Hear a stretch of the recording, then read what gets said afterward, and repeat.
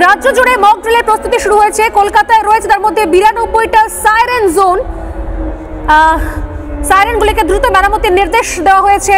প্রত্যেক জেলায় 20 থেকে 25টা সাইরেন রয়েছে।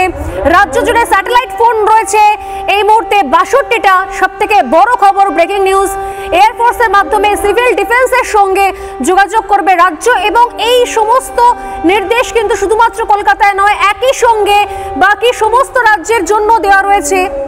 মক ড্রিলের প্রিপারেশন চলছে, কারণ এই মুহূর্তে দাঁড়িয়ে সব থেকে বড় খবর, আগামীকাল 7ই মে থেকে অন্য রকমের প্রস্তুতি শুরু হয়ে যাচ্ছে। কারণ আমরা বুঝতে পারছি যে পেহেলগামে যা হয়েছে তার প্রত্যাঘাত অনিবার্য। ভারত এক বিন্দু জায়গা ছাড়বে না। ঠিক এই সময় দাঁড়িয়ে অন্যান্য খবর সত্যি ভারী অদ্ভুত লাগে, যখন মানুষ ক্ষুদ্র স্বার্থের জন্য, রাজনীতির জন্য, ধর্মের রাজনীতি করতে বাধ্য হয়, তখন অবাক লাগে যে তারা সত্যি সত্যি দেশ কি পথে ভাবছে, দেশের মানুষ কি চাইছে তা কি বুঝতে পারেন না।